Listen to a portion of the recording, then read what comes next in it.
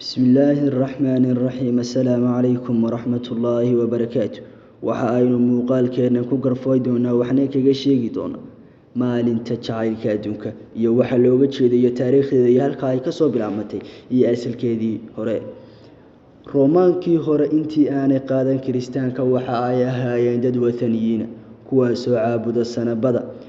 waxa la sheegaa lana wariyaa boqor kamid ah boqoradii xilliga xukumi jiray roomaanka inuu boqorku aad iyo aad u dagaal badnaa kadibna waxa uu waajib kaga dhigay dagaalka nin kasta oo dooba maadaama uu dagaalku waajib ku yahay nin kasta oo dooba waxa uu raadiyay inan kastaaba inuu guursado sidii uga badbaado xeerka dagaalka maadaama uu dagaalku waajib ku yahay inan kasta oo dooba waxa uu qof walba raadiyay inuu gabaati kaga dhigo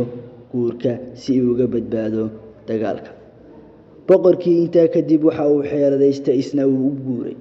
uu guurka laalo joojiyay iskuusiga si ay dadku dagaalka u wada galaan qaraarkii iyo xukunkii uu soo saaray boqor ee in la iskuursan isna guurin dhalinyarada ayaa waxa ka dhaga adeegin nin la oran jiray Valenti kaasoo si qarsoodiya isugu guurin jiray dhalinyarada Valenti waxa uu ahaa baadiri kamid ah baadiriyadii kaniisadda kuwaas oo faafiyay diinta kaniisadda ama nasaarada waxaana uu si qarsoodiya isugu guuri jiray dadka dhalinyarada intaa kadib boqorkii waxa uu ogaaday inuu ninkan isu guuriyo dhalinyarada kadibna waa la xidhay waana la jildiray waxaana la sheegay inuu ku dhintay jeelka 14 February 270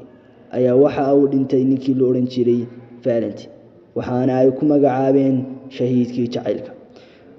markii ay ka soo wareegtay 2 qarni kadib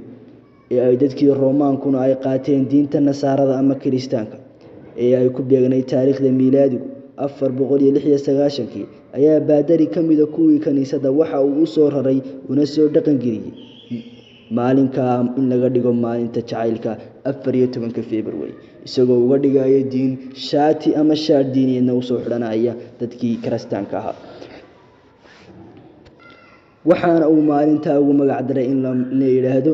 Valentine's Day haddaba maxaa inaga dhaxeeya iyo maalintaas nabigu calayhi salaatu wasalaam waxa uu inoo sheegay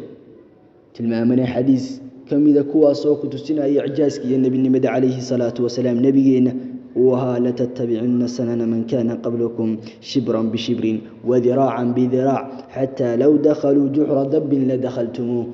وحاد راعي دونتان واد وديقدودي ودka dhigan doonta ku idinka horeeyay idinka u raacaya taako iyo dhudhudhun hatta adii ay galaan hog masaagale inaad ka dabagaleysaan hog masaagale inay galaan inaad ka dabagaleysaan nabigu wuxuu uga jeeday calayhi salaatu wasalaam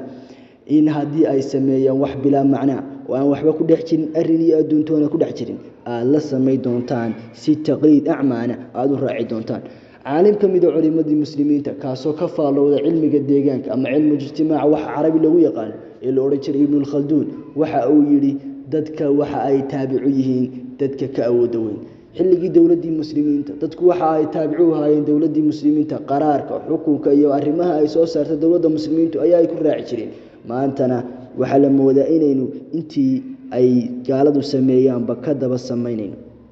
haddaba waxa su'aal kale oo isweydiina xagee ayuu ka yimi isaguna midabkan cas waxa uu ka yimi isna dawladii Roomaanka ama wasaniyiintii kuwaas oo xafladahooda u astaan u ahaa inay dhiig daadiyaan oo ay gowracaan iyo